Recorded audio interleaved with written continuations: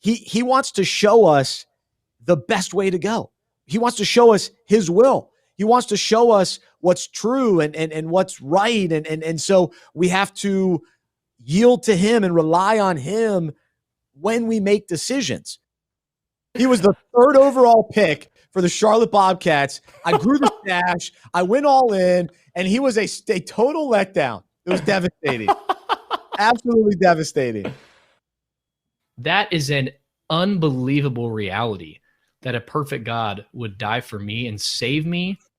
And if you know anything about me, I don't like the field goal kickers. Now, I like them as individuals. Some of them have been on the show over the years. Some of them I've met in person, and I love them. They're great people. However, in those types of moments, I don't want to see the kicker.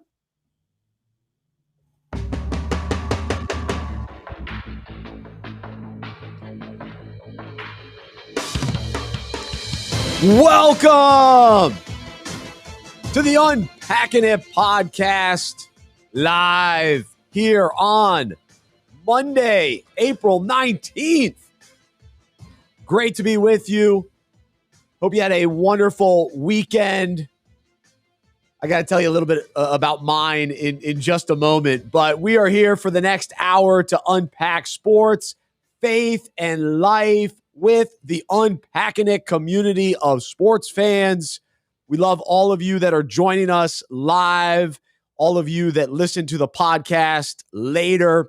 So loyal, so supportive. We're thankful for you. We do it for you. We do this with you.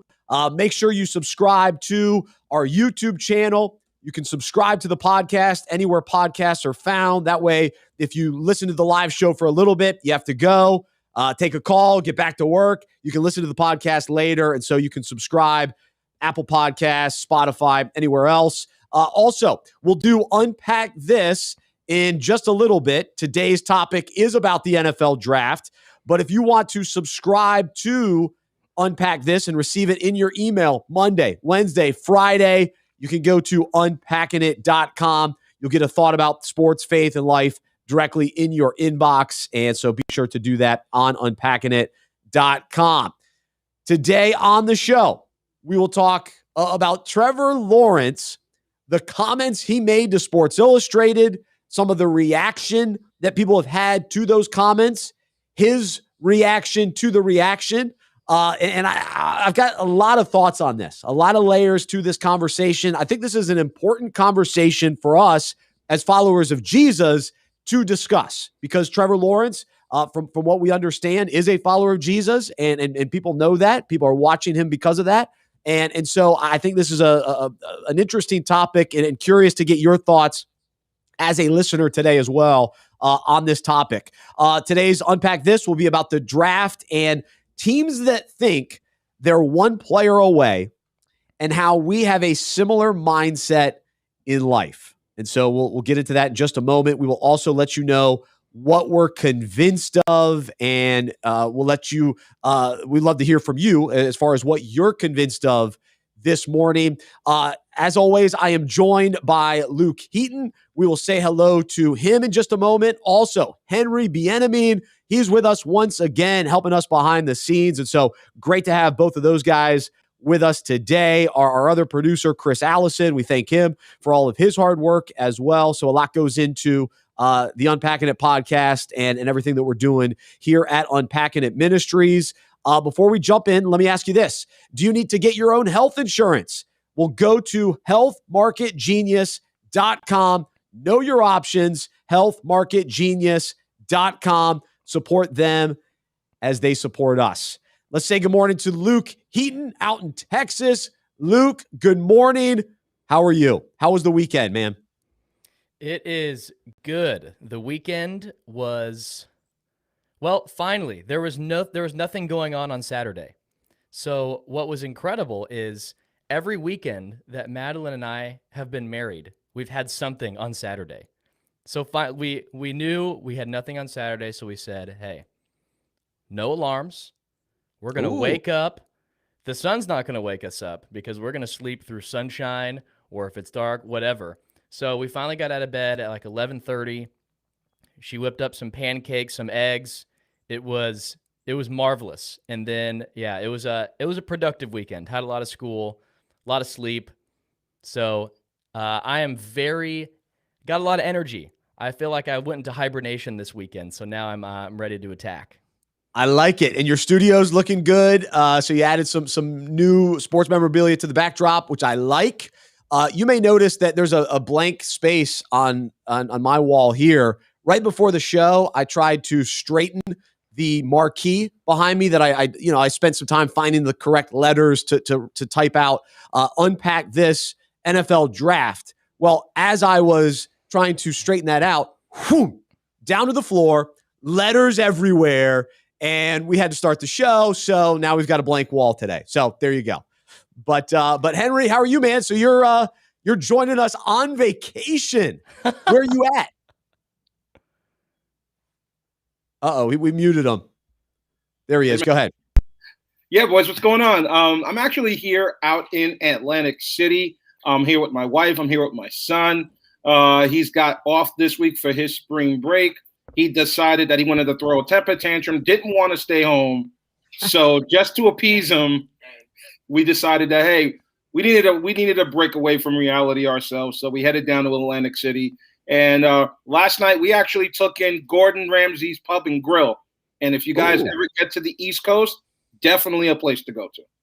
Very cool. Well, have a great vacation, and we're excited that you're with us this morning for the show. And we will hear more from Henry in just a little bit as we do week number 2 of Tap Drill, a new segment here on the show. Tap around some of the quick stories, some interesting stories from the weekend and from the past week in sports. And so we'll do that in just a little bit. But before we do, I'm convinced I have to share something with everyone. So on Saturday morning, I don't usually use an alarm anyway. We just kind of wake up. When you have a pregnant wife, she just wakes up early. And then when you have a 20-month-old, she wakes you up. So one way or another, I'm getting, awake every day. Awoken. I'm getting awoken. I'm getting awake. So anyway, Saturday morning, we had what you call a yard sale. And Luke, you're living the newly married life, living the dream, having pancakes. We're setting up for a yard sale. And so it was a neighborhood yard sale. So other people around the neighborhood were getting involved with this. And this is our first year in this neighborhood that we live in now. And so we didn't know what to expect. But as I'm sitting there and I'm looking at the tables set up with all of my and Jody's junk, right? This is junk that we no longer want in our house. And you start to think about it, you go, okay, all of this junk at one point we thought would be a great addition to the house. Yeah, we need this. We need this strange decorative item that we think will make the kitchen pop. It'll make the living room come alive.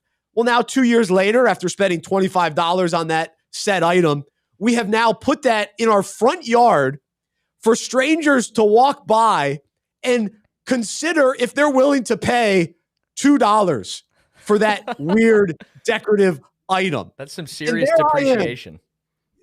There I am sitting watching people pull up, in their cars, get out and take a look at my junk and consider, okay, is this junk worthy of me getting out my little fanny pack with little $1 bills and hand them $2 bills for this no longer important item in our house? And I just find the whole thing just fascinating. Like, it's such a social experiment. It's a bizarre concept that I look around my house and figure out, okay, I don't want that. I don't want that. Jody doesn't want this. I thought, we're not going to wear that anymore. Okay, we're not wearing that anymore. Maddie no longer is using this toy, so we're going to sell it. And then somebody else gets up on their Saturday morning. They load up the car, they load up their kid, and they say, we're going to go find somebody else's junk. It's yard sale time, baby. And we're going to fill our car with it. We're going to bring it back to our house and add it to our other junk. This is just the craziest thing. And so I spend my whole Saturday morning to make $75. Hey, $75 is all my junk. That's what it was worth. That's not How bad. about that? That's better than minimum wage. Hey, one man's trash, another man's treasure. I'm sure you've got some gold in the Johnson household that people just stole. What's fascinating is the bartering process. So were you Yes. were you more of the pushover guy, like, oh yeah, just take it, or were you fighting for that extra 75 cents? I'm fighting for the 75 cents. Because like a couple of times, like I had a lady like hold up some shoes, and she's like, "How much?" And it was like a nice pair of shoes that looks like Jody never wore. And so I was like, "Oh, $5." She puts them back down, and so I'm like, "Oh no, I said too much." Wow. Now I'm stuck with the shoes. So what are we gonna do with the shoes now? Well, as she's leaving, I go, "Well, how much did you want? How much you want to do for those shoes?" She's like, "Oh, they don't fit anyway." So it's just like, it was a lose-lose. And then I love the people that we put $3 as the price tag, and we'll do two. I'm not doing two. It's unbelievable. $3. It's fascinating because so Madeline and I have been Facebook Marketplace junkies. We're especially like moving in, furnishing the place. We've gotten a lot of stuff on Facebook Marketplace and sold stuff, which on Facebook Marketplace Pretty convenient. And you can sell it for good prices. Whereas a yard sale, the culture of the yard sale is no matter how valuable this is, if it's above $4, I'm not taking it. And That's if right. it's listed as $4, I'm going to get it down to $2. It makes no sense in the world, because there's no other environment where you can look at a pair of shoes and someone says, I want $5 for it, and you walk away. That's right. It makes no sense. Well, and it's just so funny too. It's like, who's going to be the bigger cheapskate? Because the person that says, "All right, yeah, I'm not doing 3, I'll do 2." It's like, okay, well, you're being cheap, and then what? So I'm gonna fight for the extra $1. So now I'm not willing to get rid of something because of $1.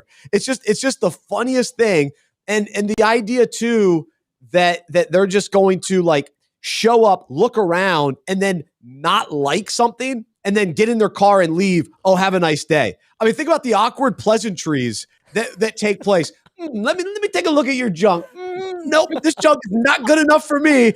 I'm out. Have a nice day. No, you have a nice day. You couldn't pay $1. We're giving stuff away here. You're telling me none of the stuff is good enough for you. You can flip stuff though. I mean, if you go to enough yard sales, garage sales, you can find some gold and flip it. It's really fascinating. I think the biggest, if you could have come on the show today and say, tell me, if you're like, all right, I'm going to explain I went to a yard sale without saying a word. I'm going to explain I hosted a yard sale without saying a word. I would say the facial hair says it all. You've got a 5 o'clock shadow going. You never have a beard. It's almost like stress beard guy is out this morning. Didn't have time to shave. I'm so amped up from the yard sale. I'm just stumbling into the show this morning, just recovering from a brutal Saturday of selling junk. That's right. No, it's exactly it. And then you don't sell all the junk. And then what are you supposed to do with it? That's right. And it's just so now we give it to Goodwill. And the reality is, people that show up to a garage sale, they know that if you don't sell it, you're getting rid of it. You've already gotten it out of your house. And so they hold all the leverage. You have no leverage unless there's like 2 people there that are fighting over an item. And you got to love the people that show up right at 7. They want to get the deals. And then you got to love the people that show up at about 11 when you're like winding down. And I had already put stuff in the car to take to Goodwill. And then somebody pulled up. So I'm taking it out of the car. Oh, you want to buy this? Oh, you want to buy this? Oh, you don't want to buy it. Okay, now I'm going to put it back in the car. And now we're going to take it to Goodwill. It is fascinating because if you go early, you have more to pick from, more options. But if you go late, more likely to get it for free or way cheaper because everyone just wants to get it out of there. So there's definitely some strategy to it. But the deal of the day, though, for me, being able to get rid of a filing cabinet that I didn't want to move. Somebody took it for $7. So I made $7 on a red, ugly filing cabinet. Who uses a filing cabinet anymore? It was great. So there you go. So that was my exciting weekend, and you gotta love garage sales. Oh my goodness, or a yard sale. And what's the difference? Are they gonna come in your garage and come in the yard? We laid all my old clothes out on the yard. We didn't sell any of them. Nobody wanted my goofy shorts that no longer fit. None of it. It was We like didn't get rid of it was any like of a documentary of Bryce the last 25 years. Just look at all the clothes I've worn. Exactly. So, all right, let's jump into the show. I had to get that off my chest. I'm sitting there going, you know what? I'm going to talk about as I was sitting there Saturday morning. I'm going to talk about this on the show. So, I want to know if you are a yard sale person. If you're listening today, are you a yard sale guy? Do you go out and buy stuff? What has that experience been like for you? What is that dynamic like for you? So you can leave your post on Facebook or whatever. All right, so let's do I'm convinced, and I want to go back to last week. One of the big topics that ultimately will continue on a little bit longer, but the news that Julian Edelman was retiring from the NFL, and we're still all holding out, kind of wonder if he's going to join Brady and Gronk with the Bucs. But here's what I'm convinced of. I'm convinced the Pro Football Hall of Fame needs to figure out what their standard really is, because I think it's too confusing. I don't understand who a Hall of Famer is or what the standard truly is, because if I was in charge and me as a fan, to me, a Hall of Famer should be somebody that's a no-brainer. So I'm convinced that if you mention a name, and immediately, whether you're a fan, you're a media member, you go, Hall of Famer. Hall of Famer without a doubt. There is no debate. He's a Hall of Famer. That, to me, is the guy that should go in to Canton. But what ends up happening, we have all these guys that don't really fit a true standard. And so now we negotiate and we kind of come up with like reasons why a certain guy is more likable. He's the saying is you can't talk about the NFL and their history without mentioning this guy. So now he's a Hall of Famer. And I'm not, to me, I don't like that. I want to be able to name a guy, Peyton Manning, Hall of Famer, Tom Brady, Hall of Famer. And maybe that's a really small group. And maybe it's only one or two guys a year. But to me, there's something special about that gold jacket. And in some ways, there have been guys that I like that I'm glad have gotten into the Hall of Fame just because I like them. And one guy that comes to mind, Kurt Warner, a guy I've interviewed in the past. Was he a Hall of Famer? Was he a clear-cut, no question? Oh, absolutely Hall of Famer. To me, that's a tough one. Like, so he's one of those guys that goes into that category. That's a little tough. And then I also this idea that they're not a first ballot Hall of Famer. So then they get in years later. Well, if you're a Hall of Famer, you're a Hall of Famer from the moment you retire. We all know you're a Hall of Famer. Like, that's the standard that I personally prefer. Tony Gonzalez, the moment he retired, Hall of Famer, one of the best to ever do it. But now we get these other guys where, yeah, well, if you look at their playoff numbers, then he's a Hall of Famer. But if you look at his regular season, maybe not.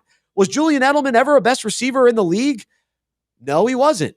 Oh, well, so he should be a Hall of Famer? No, well, yeah, no, I think he should be, because remember, Tom Brady threw to him. He was his favorite wide receiver. So you got to put more Patriots in the Hall of Fame, right?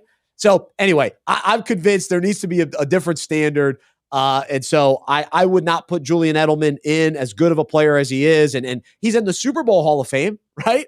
I don't know what that is, but that to me is what, you think of him and you go, oh yeah, Super Bowl Hall of Fame, definitely. So that's what I'm convinced of. Luke, what are you convinced of today? Well, let me first comment on your take. What's interesting, I think Gronk somehow, for TMZ, of course, of all people, found Gronk and asked him, is Julian Edelman in the Hall of Fame? He's like, well, for sure, Patriots Ring of Honor Hall of Fame. Yeah, but which is great, which is a wonderful thing. I think it's hard. It's hard because I feel like the Hall of Fame has kind of changed courses over time. It felt like before my time as a football fan, what I've read is it was really hard for safeties and defensive backs to get into the Hall of Fame, because I guess there's less, as an offensive player, of course, you have so many metrics to look through and compare. It's hard to do that for a defensive player. So there's certainly conversation about it on the defensive end. But I agree. The offensive line, I agree. Yeah, absolutely. A little bit different. Absolutely. And now we're heading into an era of more statistical analysis. There's more opportunity to compare. But 2 decades ago, really hard. There's definitely narrative builds into it. But I agree. I don't want it to be watered down. I want a Hall of Fame where Like, if you're a Hall of Famer, you want to be in the Hall of Fame and know that, wow, everyone else in here, people think that they deserve to be in here. It's almost like if people start entering the Hall of Fame and you're in the Hall of Fame, it's almost like, man, is this really as impressive now? Because I want it to feel like a really exclusive club of all timers. So I agree with you with that. I don't know the best way to do that, but I agree. You want to protect it. And to me, it's almost like if you're a household name, especially when you're talking like positional players, it's like, are you a household name? So that's one kind of criteria. And then to me, it's like, were you one of the top 3 best at your position for the majority of your career? So if you only played 8 years, but you were the best for all 8 years, well, yeah, then you're a Hall of Famer. So anyway, yeah, I mean, offensive line, some of the other positions, kickers, punters, those have to maybe be evaluated a little bit differently. But it's almost like if you were a great quarterback for your team, so like Phillip Rivers, he's going to make it to the Hall of Fame most likely just because he was the great quarterback for the Chargers for so long. And he barely missed a game. But was he ever a top 3 quarterback? I don't think so. Is he a household name? Maybe, but not to the extent of some of these other guys that, Drew Brees, no brainer, Hall of Famer. So that's where I come out on that. Which again is perspective, because a lot of Pats fans, and there's plenty of fans, I'm sure, thinking Julian Edelman, big time plays in the postseason. For some people, that's enough to get into the Hall of Fame. And then for some people, I honestly feel bad for Edelman. As soon as he retired, no one appreciates his career. It's just, is he in the Hall of Fame? No, he's not. Or yes, he is. I'm like, can we just celebrate his career? I know. Because great career. But it was. And kind of where he came from, being a quarterback, moving a wide receiver, 7th round pick, pretty cool. Plenty of people immediately started comparing his stats to Hines Ward, who's not in the Hall of Fame, and it's not even close. Hines Ward blows him out of the water. Not even close. But I don't think Hines Ward is a Hall of Famer. And that's a fair perspective. But yeah, and I'm not even sure Jerome Bettis is a Hall of Famer, but he's in. He got in. But to me, was he ever a top 3 running back? I don't know. That's tough. Pittsburgh fans will be mad at me now. Same with Big Ben. Is Big Ben a Hall of Famer? I don't know. Was he ever at the top 3? I know this Super Bowl success, but it's almost like we overvalue that. And that's, in some ways, I guess that's the whole point of the NFL. You want to win the Super Bowl. So those are the guys that end up being the best. But anyway, it's just an interesting debate. I'm sure it'll continue. Yeah. So what I'm convinced of, this is definitely local flair, but it could be projected to more teams. So I'm convinced that I should be worried.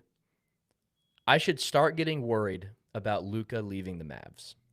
Ooh. Now, for those listening, you have every reason to interpret what I'm saying as being pessimistic, because I am a pessimistic sports fan. So if that's the way you want to hear it, by all means. You're a Cowboys fan. Yeah. Dallas sports till I die. I'm loyal. I'm a loyal fan. Especially, I got a Jayhawk basketball clock on this side. Looking good. The Big 12 basketball is evolving. Of course I'm loyal to the Jayhawks. Their day of winning the Big 12 every year is over. But so listening to a lot of the local beat guys on the radio, they are very concerned that if Mark Cuban does not quickly figure out a way to put talent around Luka, it's going to be a LeBron leaving Cleveland situation all over again. And I don't think that's unrealistic. I think Dallas fans, myself included, can easily take Dirk's loyalty for granted. Ah, good point. Because Dirk's loyalty is unmatched. Kobe. Maybe Kobe, Duncan. but Kobe wanted to leave LA at one point in his career. There's debate about it, but Dirk, I'm sure Dirk took a phone call as well from someone. Sure, but Kobe has a great story of trying to recruit Dirk, and Dirk's like, "Hey, Dallas is my city. I'm here." Like, Dirk's loyalty is unmatched, and I don't want Mavs fans to take that for granted and thinking, "Oh, Luka, another Euro player, another success. Oh, he's another Dirk. Oh yeah, he'll stay here forever." There is no reason to believe that. If you compare him to all the great superstars in all NBA history, especially in this generation of basketball players and player empowerment, players moving, wanting rings. Hey, if you want a ring, that's a great desire.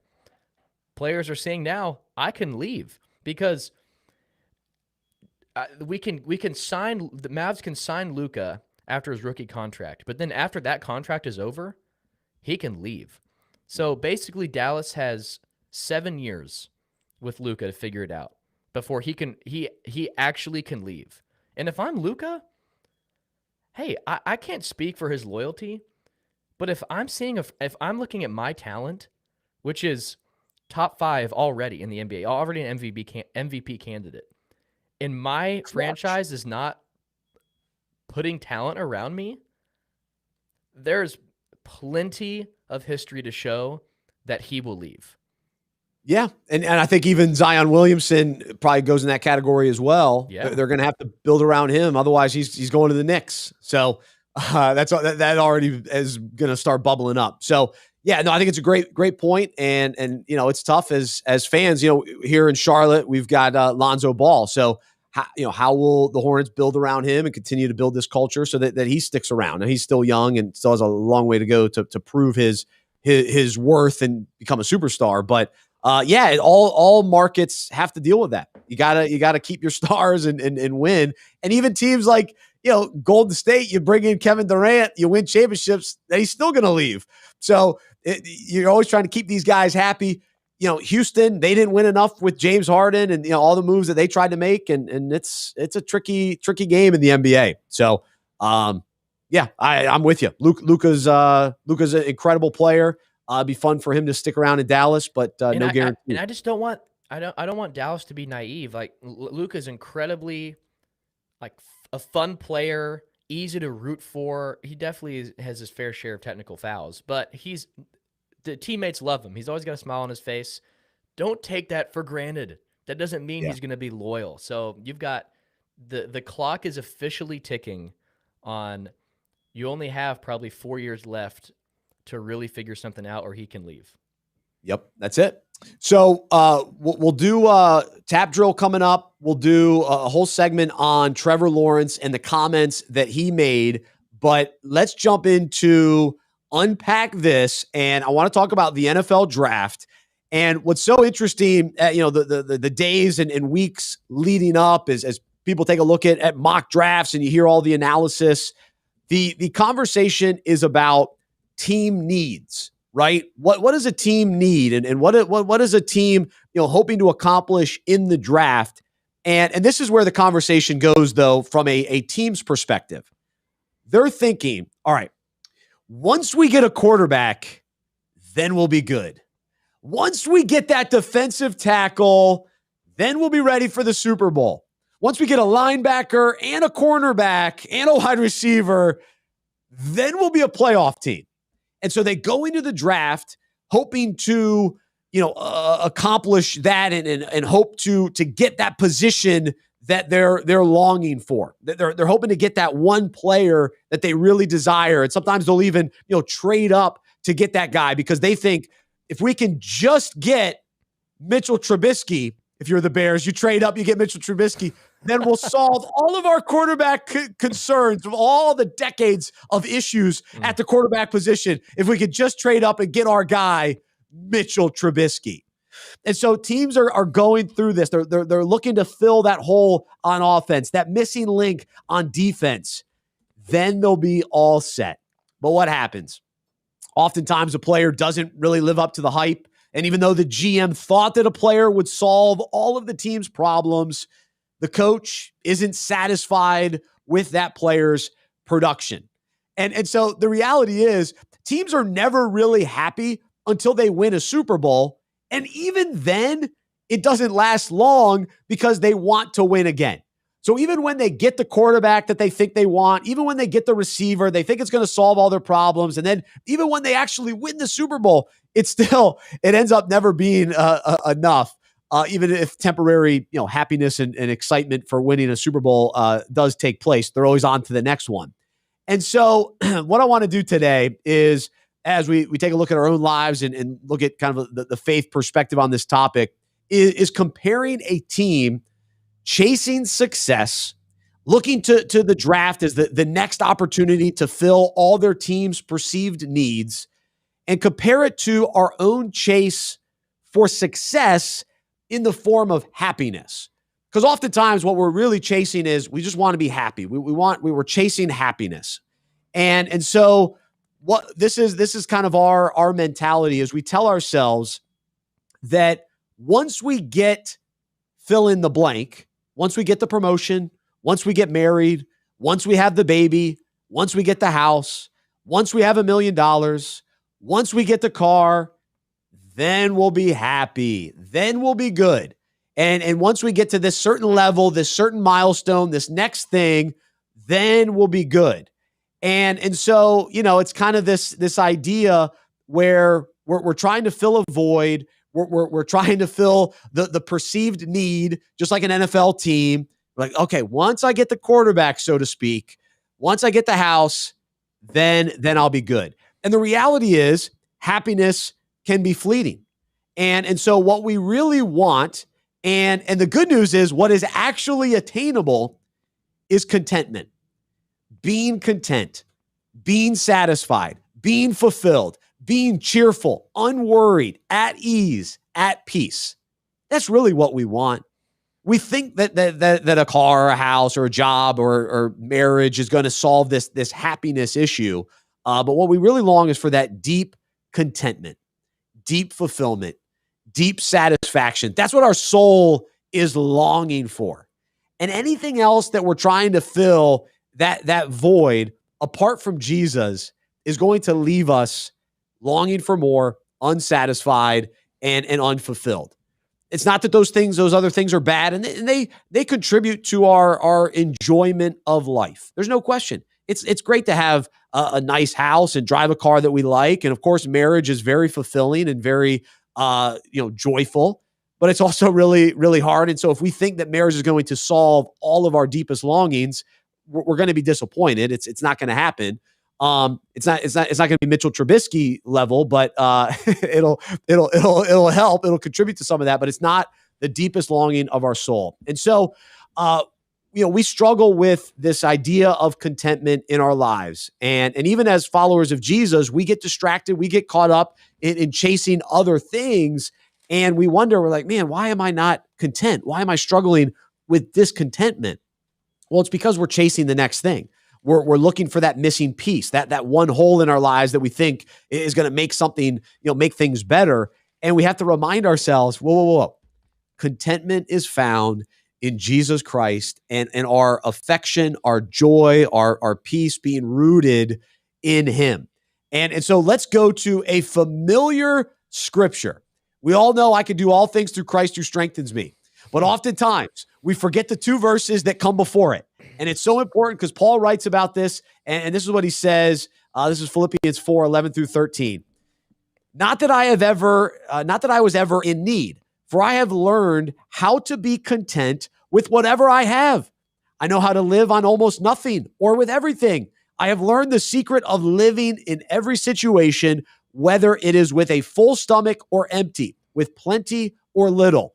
For I can do everything through Christ who gives me strength. So contentment is found when we fully rely on Christ and we rely on him to give us strength to get through, whether we have a lot, whether we have a little, whether our circumstances are good, whether our circumstances are bad, we can continue to be content, fulfilled, satisfied, at ease, at peace, because Jesus empowers us to be able to do that and be that no matter the circumstance. So let's take a look at the amplified version, which gives us just kind of a more context and understanding of what these verses mean. This is what Paul writes. Not that I speak from any personal need, for I have learned to be content and self-sufficient through Christ, satisfied to the point where I am not disturbed or uneasy, regardless of my circumstances. I know how to get along and live humbly in difficult times, and I also know how to enjoy abundance and live in prosperity.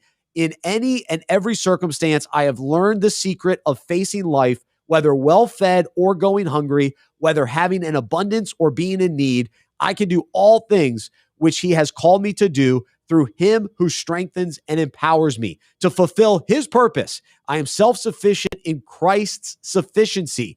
I am ready for anything and equal to anything through him who infuses me with inner strength and confident peace. Woo! How powerful is that? How incredible is that? That's what contentment is. That's what we're really after.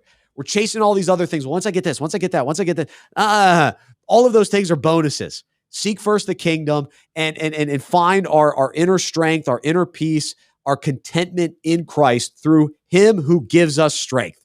So that's the encouragement for us today. That's what I desire. That's what I want. It's not about once I get a quarterback, it's not going to last. It's not as fulfilling as we think it is. And so, Luke, I'll hand it off to you. Any thoughts on contentment and always chasing after the next thing that we think is going to bring that contentment? Yeah, it's an incredible reminder for anyone listening, myself included, because it is so easy to think, oh, I'll just get here and then I'll be content. I'm experiencing that right now. I just got married throughout wedding planning or any of the stresses in life. Oh, once Madeline and I get married, it'll be fine. No more worries, no more stress, no more struggles. We'll be married and then we'll go from there. Newsflash, marriage is great. I love Madeline. She's an amazing wife. I love our life together. But being married does not take away worries, does not take away difficult things in life, does not take away my requirement of being obedient to the Spirit as it leads me, to fighting sin. Like none of that stuff changes. So it's such a good reminder. And if I look back through it my whole life, every year I'm probably looking forward to the next thing. Looking forward. Once I graduate college. Yeah. Yeah, once in middle school, once I make the team, oh, I don't have to worry about that anymore. Okay, well, what's coming next? Another thing to worry about. Once I graduate high school, oh, I'll be fine. I can just hang out for the summer. Okay, what's next? Oh, now I'm worried about college. Once I graduate college, and on and on and on and on. There's always something more to worry about, something more to want, to crave, to desire. And it's fascinating. I'm sure that plays into, there's plenty of religions or faiths that try to cut out all desire because they see desire as bad because, there's always something more. It's taking us away from joy. God does not ask us to take away all of our desire because this world's broken, but there's still blessings. There's still things to enjoy. God still created this world. There's still good in it, even though it's a broken and fallen world. There's no guilt. And he gives us desires. Yeah, and he gives us desires. There's no guilt to enjoy things. It's just, is it in the perspective of what really matters? Are we content if we don't have it?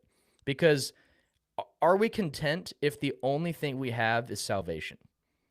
Because is there anything more valuable than having salvation, than being purchased by God through Christ? Amen. That is contentment.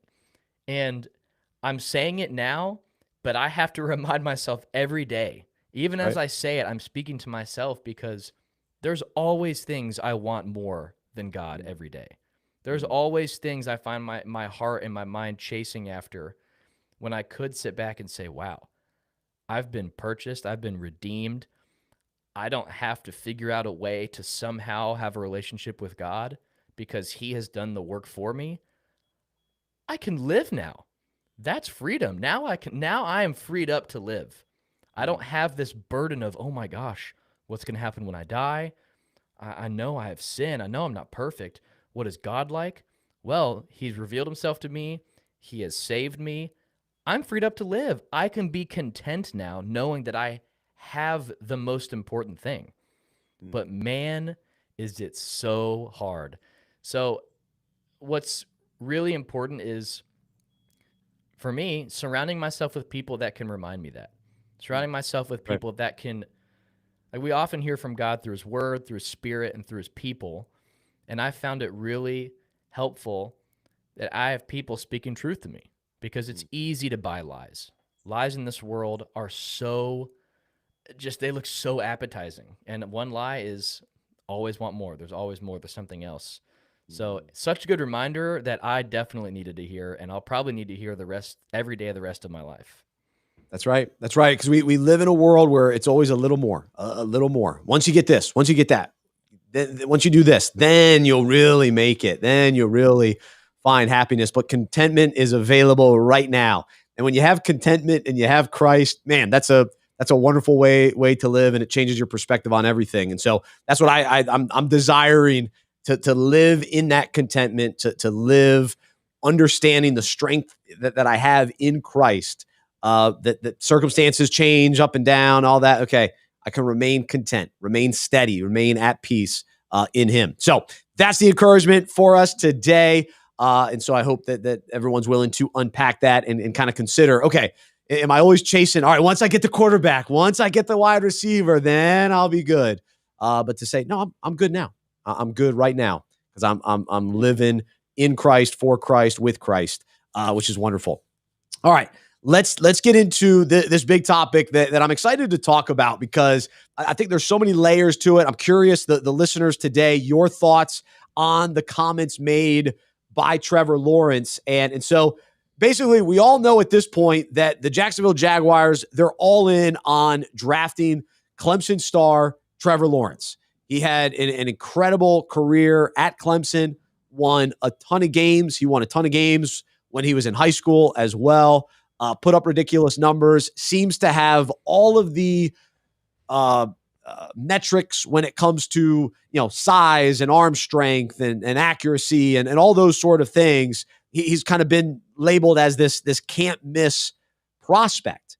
Well, what we can't quantify is somebody's heart, desire, passion, mindset, all of those kinds of things. It really is what it comes down to, because there are a lot of talented guys that come into the NFL, and we're talking about the draft, and we look at the combine and the pro days and all these sort of things. But the guys that end up, staying and having longevity in the NFL, guys that play at a high level for a long time, they have the intangibles. They have the work ethic. They have the drive to be great, the drive that, all right, I'm going to get to this next level of success. And so they're chasing after this success, kind of like what we were talking about. But that's what we see in sports. That's what we see in the NFL. And so now Trevor Lawrence's passion and all of that seems to be questioned based on the comments that he made to Sports Illustrated. He said this, that he doesn't have a huge chip on his shoulder. It's hard to explain that because I want people to know that I'm passionate about what I do and it's really important to me, but I don't have this huge chip on my shoulder that everyone's out to get me and I'm trying to prove everybody wrong. I just don't have that. I can't manufacture that. I don't want to. I think people mistake that for being a competitor. I think that's unhealthy to a certain extent. Just always thinking that you've got to prove somebody wrong, that you've got to do more, you've got to be better. And then Trevor Lawrence's father, Jeremy, also said that his son is not a win a Super Bowl at all costs type of person. So Trevor Lawrence responded. He says, it seems as if people are misreading my sentiment. He says, I am internally motivated. I love football as much or more than anyone. It's a huge priority in my life, obviously. I am driven to be the best I can be and to maximize my potential and to win. I have a lot of confidence in my work ethic. I love to grind and chase my goals. You can ask anyone who has been in my life. That being said, I am secure in who I am and what I believe. I don't need football to make me feel worthy as a person. I purely love the game and everything that comes with it, the work, the team, the ups and downs. I am a firm believer in the fact that there is a plan for my life and I'm called to be the best I can be at whatever I am doing. Thanks for coming to my TED Talk, LOL. All right, so there you go. All right, so I've got a couple thoughts on this. There's so much to this. So much. This is a juicy topic. Juicy. So, all right, so we're coming at this from a similar perspective as Trevor, meaning we are followers of Jesus, recognizing that the most important thing in life is not winning a Super Bowl. It is not being the most successful quarterback. That is not what's most important in life. And this idea that we have, we've elevated success and sports success, and we're sports fans. And so what we want is we want our players to be totally sold out to our team, to being great. If we see Tom Brady jumping off a waterfall, we're thinking, what are you doing? You can't be jumping off a waterfall. You need to be preparing for the next Super Bowl. Or if we see I'm in Charlotte, if I see a player out and about, hanging out, going to the movies, what are you doing at the movies? You need to be at home watching Game Film. And so I saw DJ Augustine one time, former Bobcat, at the movies. Did you chew him out? You said, what are you watching movies for? Why aren't you watching film? You guys have won 10 games this year. No wonder you're out here at the movies. What are we doing here? The Bourne Identity? We don't have time for the Bourne Identity. You're John Adam from the back row. That's right. So we have respected and elevated athletes for being so dedicated and committed to their craft, as we say. We love the word the craft, right? The craft of being a quarterback, whatever that means. Their craft. And so we've in many ways, like, we're so out of whack because we've even this infiltrates our own lives, because so often, like I was just talking about earlier, we're chasing success. We want to be the very best. We want to make these huge sacrifices in order to be the best. And so there's like this fine line of wanting to be excellent, wanting to work hard, wanting to work for the glory of God. So as followers of Jesus, we want to do things well, but at what expense? And is that a bigger priority? Is being the best, according to worldly standards, more important than our character, more important than the commitment that we have first to our ministry at home, being a husband, father, and taking care of the people that that God has entrusted us with?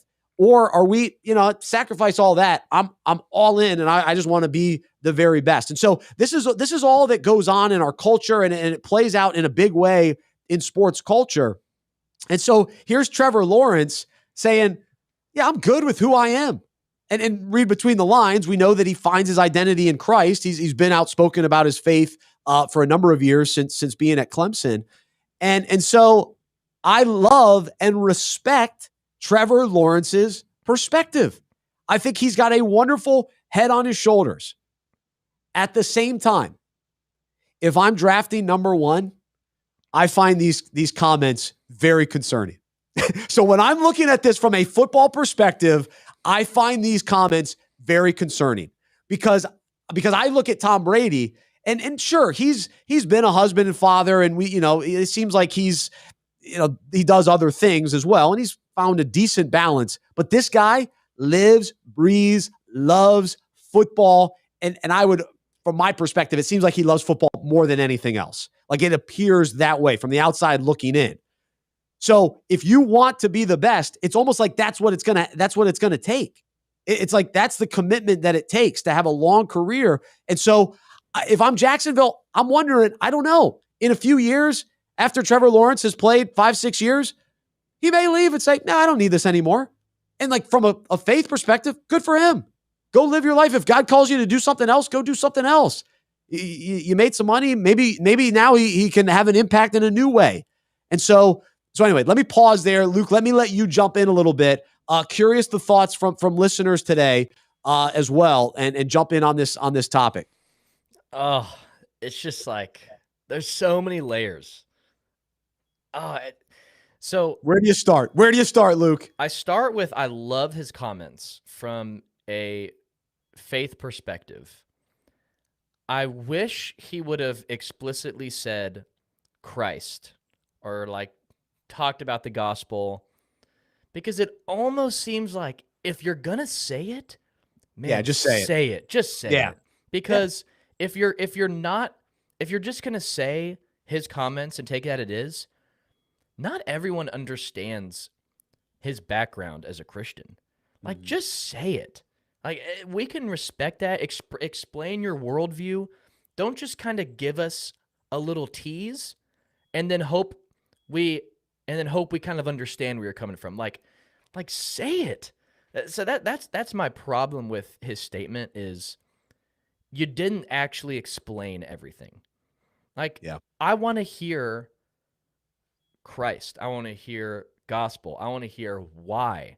Can you actually explain the whole thing instead of kind of, I'm going to give a watered down version. I don't know if people are going to hate what I'm saying about Christ. I don't know his, I'm not going to speak for his mindset, his perspective. But he has been very outspoken over the years. And everybody knows, everybody seems to know where he stands with his faith. And he has, but in this, as you're entering the NFL, I think, especially if you're going to come out and say this, you got to explain the whole thing. Don't just kind of let us kind of hear a little bit of it. That's my problem. And as a Christian, I want to hear the boldness of the gospel.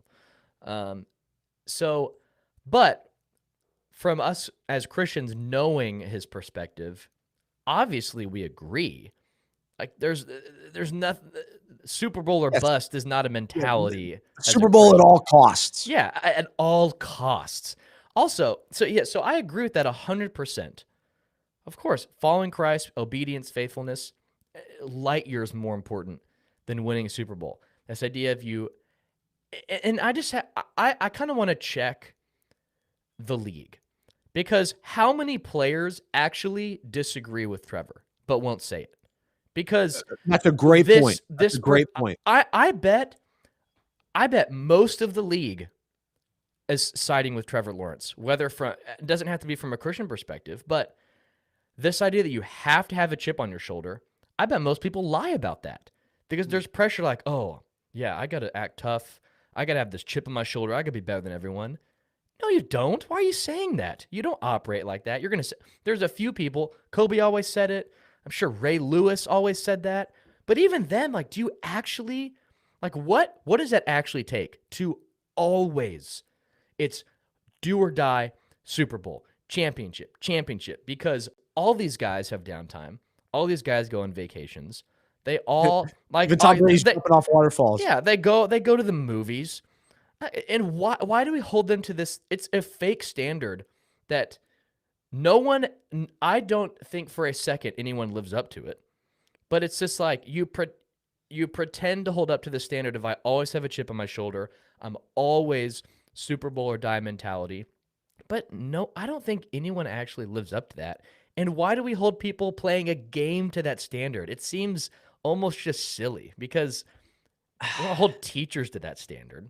Like, I want to be the best teacher ever. But it's like, okay, if my favorite basketball player isn't championship at all costs, they can't have any free time. They can't, if they're not watching film, they're making a mistake. I just don't buy it. I don't buy that players actually live up to that. Yeah, see, I'm probably not all the way with what you're saying because I do think guys have a genuine chip on their shoulder, and I think a guy like Aaron Rodgers operates that way. And we just saw the year that he had, kind of as people were doubting him after the Packers drafted a quarterback. It motivated him in a different way. So yeah, the chip on the shoulder, what drives you is an interesting question. It's not always easy to quantify or explain.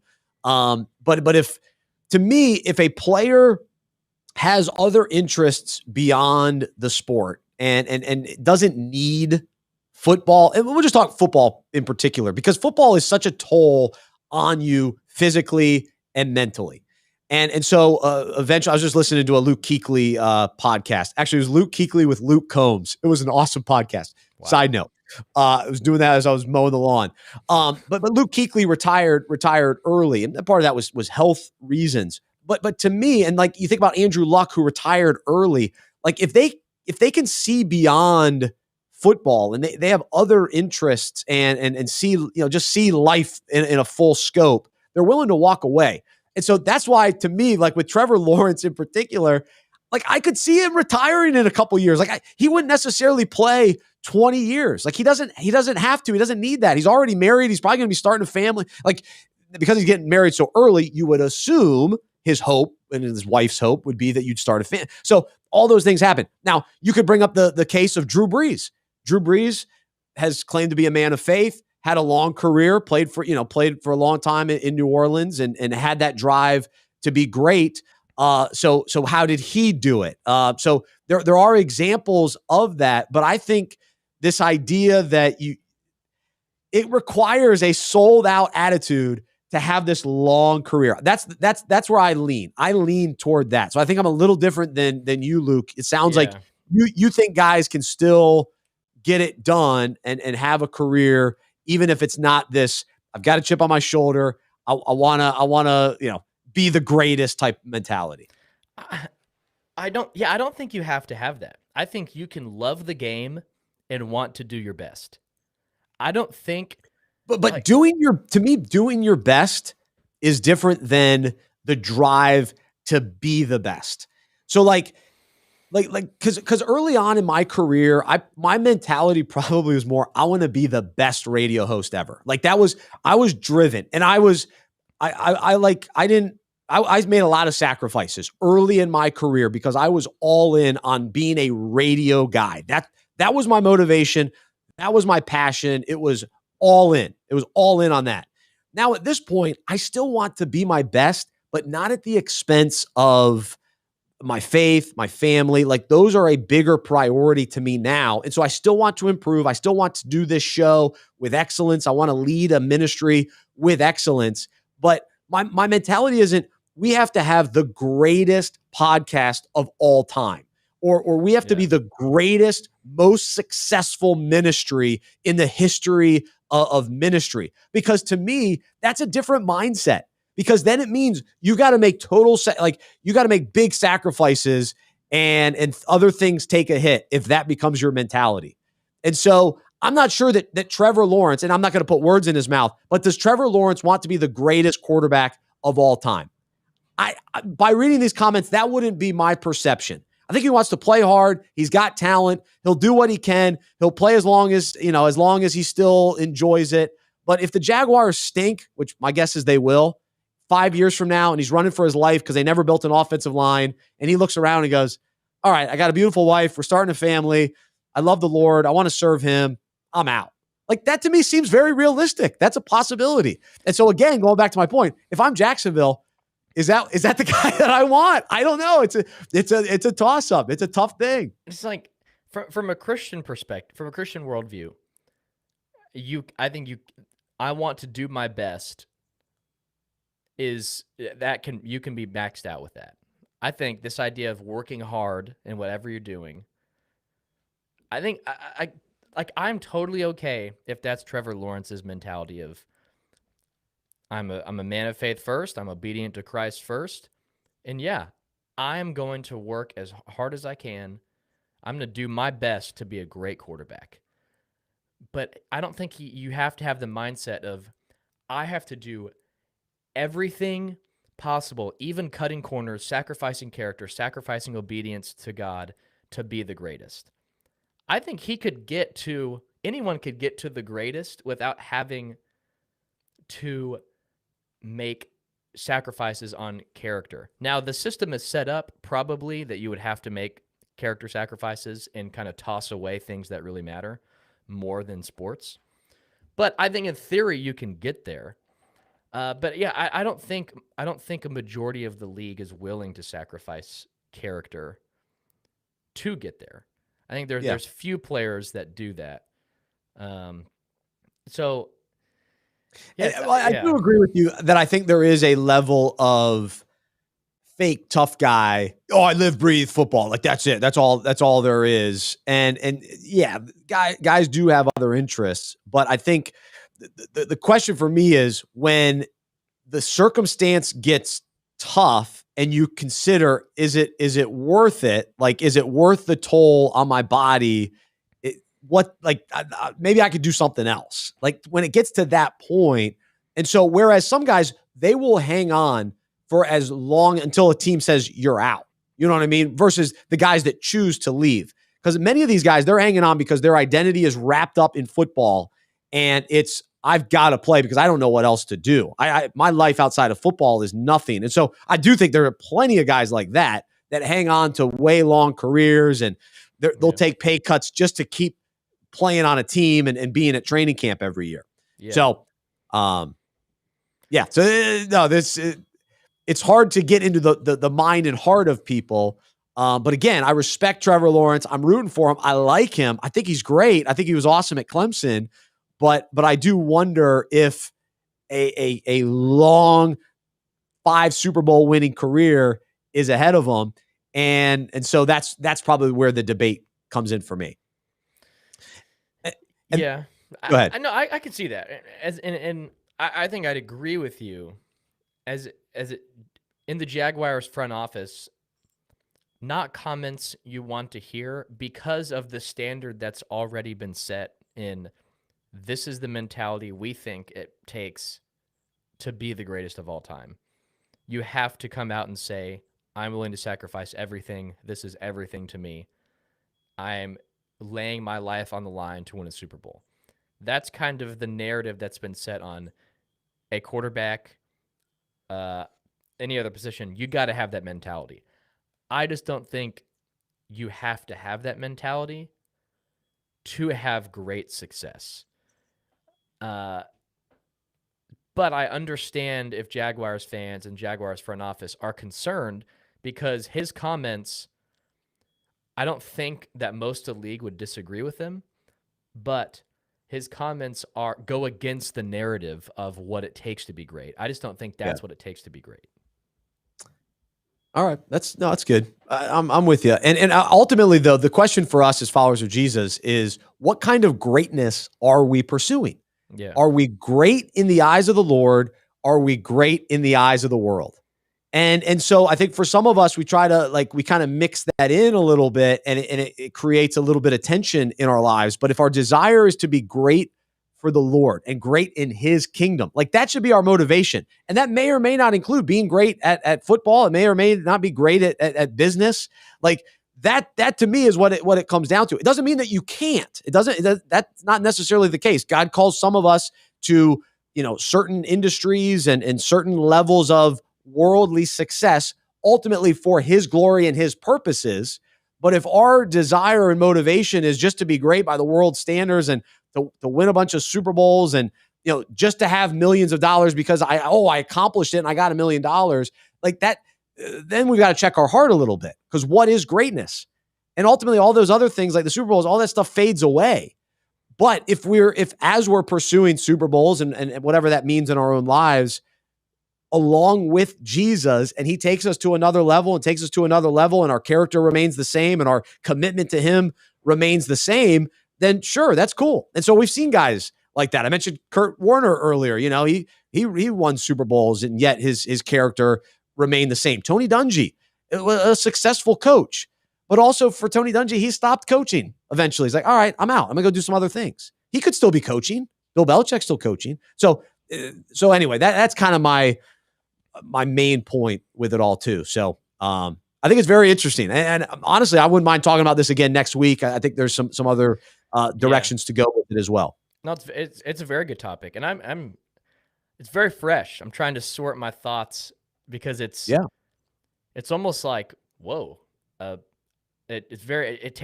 taken aback at the comments because they're so new compared to what, no one says that. But no one says what Trevor Lawrence says, which makes it very profound. Yeah. And who knows? God may take him to very high heights in football. And hopefully, along the way, Trevor Lawrence is able to point people to Christ and have a big impact. I just hope if he doesn't have a successful career, that people blame it on this. And look back, he never had the mindset. He never wanted to be great. I think you can want to be great. I know he genuinely, there's no way he doesn't want to be great. But at what cost? He knows what he wants to be greater at, which is a man of faith. That's right. And if he has a failed career and it's because he put Jesus first, that's okay. Amen to that. And look at Tim Tebow. People give him a hard time. He had a failed career, but guess what? He continues to follow the Lord. From what we understand, he continues to follow the Lord. He puts the Lord first. He's a winner. Yeah. Tim Tebow, he's winning in regards to what matters. Yes. And we think, he failed at baseball or he failed in the NFL. Did you see those throws in Denver? That doesn't matter. Look at the impact that Tim Tebow continues to have on people with his foundation and just his life and the example that he is. That's what matters. So, and I think he worked hard. I think he did what he could to make it in both football and basketball, but it was never at the expense. And maybe if he was even more all in, who knows? Maybe he would have been better. But it doesn't matter. It wasn't worth it. It's not worth his soul. It's not worth what matters in the kingdom and for eternity. Yeah. And so we've got to change our mind. Trust me, I've been on the path, and I rear off a little bit at times where I'm chasing worldly success, world acclaim or attention or whatever it is. We all get caught up in that. What matters most? So we got to reevaluate it. It's an important thing. So, all right. So there you go. The other point that I was going to make, and Henry did a ton of research on this, but I'm going to have to table it for next week because we're running out of time. But just the idea from a success football standpoint with Trevor Lawrence, the top quarterback on the top team coming out of college football doesn't always translate. And it's interesting, the types of guys that do end up doing well and the guys that are doing well in the NFL now, they weren't on those championship teams. They weren't playing on the undefeated Alabama teams. I guess Oklahoma has done well, but they didn't win a championship. Where are the Ohio State quarterbacks at? Right? So we'll look at that a little bit more next week. Of course, Deshaun Watson did win at Clemson. And so Trevor Lawrence, from that regard, winning at Clemson maybe makes a case for that. But I just started thinking about, okay, do championship winning quarterbacks, how do they translate to the NFL? Can even think about Heisman Trophy winners to a certain extent. And so as we're looking for, okay, who's going to be the best quarterback from this crop of players in this draft class, maybe a little bit different than what we think. Because who thought Josh Allen coming out of Wyoming was going to be maybe the one of the top quarterbacks coming out of that group? Even though he went early, we as fans were thinking, oh, come on, Josh Allen, no. And then he was an MVP candidate last year. So we'll tease that. We'll get into that maybe a little bit more next week as we dive even more into the NFL draft. But let's bring Henry back up with us. He's on vacation, so we got to let him get back to vacation. But before we do that, let's do a little tap drill and get into some of the other topics from the week in sports. Ask a couple questions.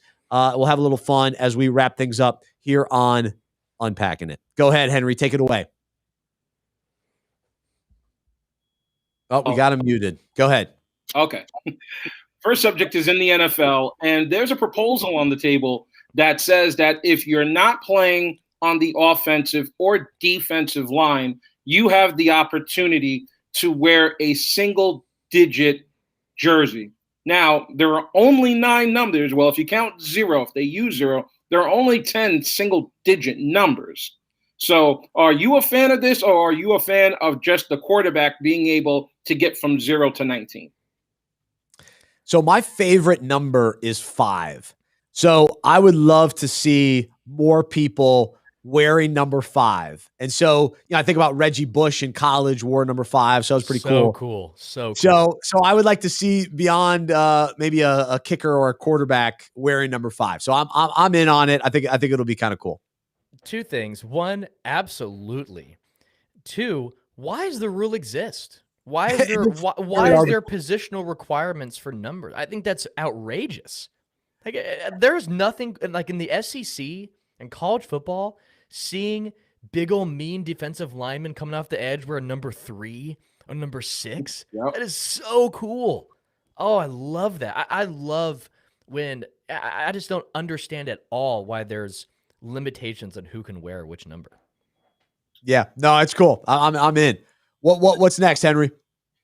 Well, Bryce, this actually goes straight to your heart, being that you have the number 30 on your wall there. So we'll talk about Steph Curry. Steph Curry has notched his 10th straight game scoring 30 or more points. He is literally playing the best basketball probably of his career. And we're talking about a guy who's a 2-time MVP, 3-time NBA champion. Now, my question is this. Is he the single most exciting player to watch? And if not him, then who? Absolutely. To me, the shots that he makes, you saw the little one-handed flipperoo, from the other night, his ability to pull up anywhere, the way that he plays with, just his size and style, it is absolutely exciting. It's thrilling. You never know what kind of shot he's going to make. And, he's not the guy that's going to drive the lane and slam on you. Like my boy Miles Bridges in Charlotte, baby. Let's go. And Terry Rozier the other night too, huge slam. So, but no, I think his style right now, he is the most entertaining player to watch. I still think LeBron James is the best player, but he's not always fun to watch. LeBron is so dominant and successful in different ways that aren't always the flashy ways. Whereas to me, Curry, man, the three, the touch, the pizzazz, the energy that he plays with, I love it. And he's on a tear right now. Very, very impressive. And I was going to use this for I'm convinced, but I'll share it now. I'm convinced that I wish Kevin Durant never went to the Warriors. I wish that these last few years, Steph Curry was still carrying that team and lighting it up this way, the way that he did in back-to-back MVP seasons. I wish that would have continued a little bit more because he had to take a back seat to Kevin Durant. Even though they won championships, I think we missed out as fans with the way that he plays, and we see it right now, him carrying the Warriors. Even though they're not great, he's still carrying them in amazing ways. Yeah, no, I love that take, absolutely. Kevin Durant caused people to forget the greatness of Steph Curry. Yep. And then he was out last year with injury, and now people are like, wow, he's playing great. Of course he is. He's Steph Curry. He's unbelievable. I got to shout out my boy Luka, because Luka every night goes for 28, 8, and 9. But it's not as exciting per se. He's exciting shots. I think the Memphis game winner was unreal. But a lot of his game is pick and roll floaters, which is certainly less exciting than threes from the logo, which Steph routinely shoots. So I don't mind the take that Steph is the most exciting player right now. Steph Curry, among his accomplishments, the one accomplishment he doesn't have is Finals MVP. So we'll see if he can get that. He may not get it this year, but hopefully he'll get it before his career is over. Hopefully that's in Charlotte. Moving on to baseball. This is actually something that my son might want to put his earmuffs on. The New York Yankees, yes, the evil empire as they're called, are currently in last place after getting swept by the defending AL champs, the Tampa Bay Rays. And so what the Yankees fans decided to do to show their frustration is throw baseballs onto the field. So my question is this: what is the dumbest thing you guys have done as a sports fan? So when I was probably like the 12 to 15 range was when I was the most absurd type of fan. I was a crazy Duke fan, probably more than anything, because during that time, like most people growing up in Charlotte rooted for UNC. So I was kind of like on my own in that regard. But one time when I went to I think it was the ACC tournament. So I wore all of my Duke gear while sitting in a UNC section as like 13-ish. I can't remember exactly. But what I do remember is standing up, taunting the UNC fans. Like the most annoying 13-year-old kid. Oh, busting out the radio voice too. Just talking trash, just pointing to my chest, like arguing with grown men. That's the dumbest thing I've ever done. Who would argue back, which is way more concerning. If they're arguing back to you. If you are arguing to them, take it. But if they're returning the insults, oh, that's a problem. Actually, that reminds me of another thing too. One time I hate to admit the age I was. It may have been older than I'd like to admit. I fought a kid for the T-shirt. For the T-shirt gun. I went for it. I argued with the dad thinking, no. I won this shirt. I paid for a ticket. I don't know. Who knows if I did. But I'm here with a ticket. I want the T-shirt. I want to go home with the T-shirt. I don't want the kid to go home. It's an extra large. I should wear it anyway. So that was probably that may have been the dumbest. Did you get it? Been even more dumb. Did you end up with the shirt? I can't remember. So probably. Was it one of those moments where you both catch at the same time, or was it? And I'm wrestling with the kid. I'm wrestling with the kid. That's forgivable. And unless he had full grasp on it and you came in and took it from him. I don't think I shoved him to the ground. I hope not. Hopefully I'm better than that, but maybe not. I was a crazy fan. I'm maturing. I'm growing. Yeah. I'm developing. Wow. I think mine That's why is. I stay at home and watch games. Yeah. You can't That's trust That's me at the the stadium. the true colors are showing right now. Yeah, I'm better off in my man cave for everyone.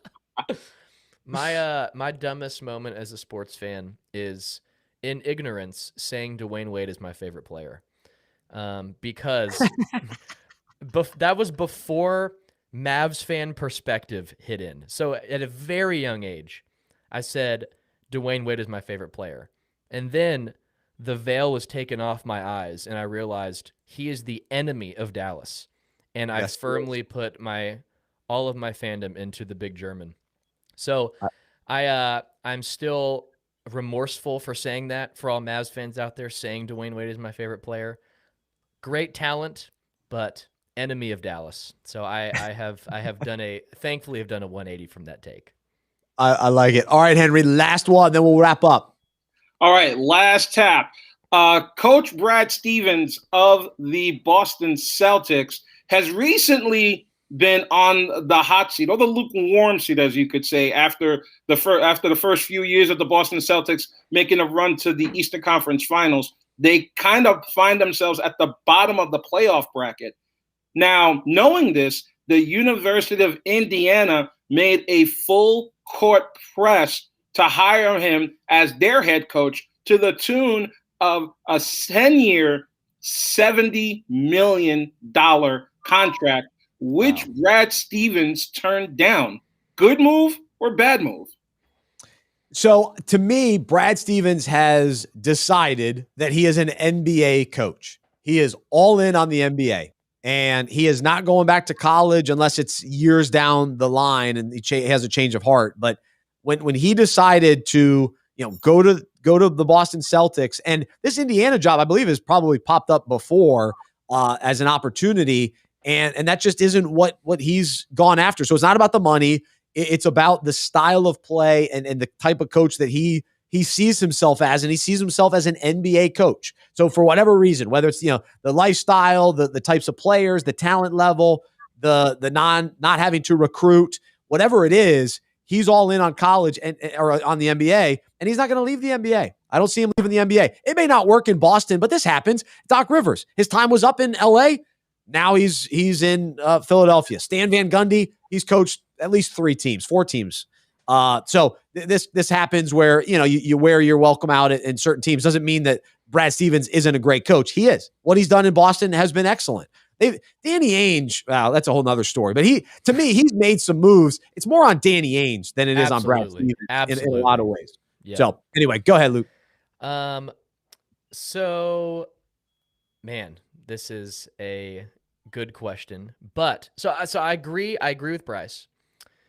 But I think from a different perspective. I think once you leave the college game and you get to leave all of the NCAA rules and regulations, it's freeing to be in the association, to be in the NBA. You don't want. I'm sure in theory there's a dollar figure that would pull him back in. But really, I mean, I say that because if it was offered $20 million a year, I'm sure he would be pressured into taking that. But he's making plenty of money. He doesn't need any more money. But there's no reason to want to go back to recruiting, which is brutal, a grind, to losing your team every year almost, having to get new players, NCAA regulations. That is a grind. To be a college coach, I don't think they get enough credit for the day in, day out grind of having to abide by the rules, having to get players. Yeah, they only get maybe 1 or 2 years of them if you're at a really good school. And then it's brutal. So I think if you can make a name for yourself and convince yourself and the league that you're an NBA coach, unless you just have an absolute hole in your heart for your alma mater, it's brutal to coach college. It's a different game. So you got to be committed and all in. Guys like Boeheim, Coach K, Roy Williams, those guys stuck it out for a long time. So, all right, Henry, great job out of you. Enjoy your vacation with the family. Thanks for being a part of the show today. Luke, have an awesome week. Appreciate you. Fun show today. If you just joined us, you joined us late, go listen to the podcast. We'll be available later this afternoon. And also, if you missed kind of the beginning of the show, we talked yard sales. We talked NFL draft and contentment. We talked Trevor Lawrence and success and drive and chip on your shoulder, a little bit of that conversation and his recent comments. And then we had some fun with Tap Drill. So we will be back next Monday, 10:30-ish Eastern. We had a long show today, a little overtime bonus coverage today. But thanks to everyone for listening. We always love hearing from you. You can email us, Bryce@unpackingit.com, Bryce@unpackingit.com. The Unpack This devotional will go out Monday, Wednesday, Friday. Be sure to subscribe to that. This Thursday, virtual trivia. We hope you'll join us. Check out the details, unpackingit.com. For Luke, for Henry, I'm Bryce. I'm a sports fan who follows Jesus. I believe in the good news that he died on the cross for my sin. He was resurrected, and through faith, I have been saved by his grace. I hope that is true for you as well, and I hope you'll join me as we live life as sports fans who follow Jesus together. Have a great rest of your day. Have a wonderful week, and we will talk to you next time right here on the Unpacking It Live podcast.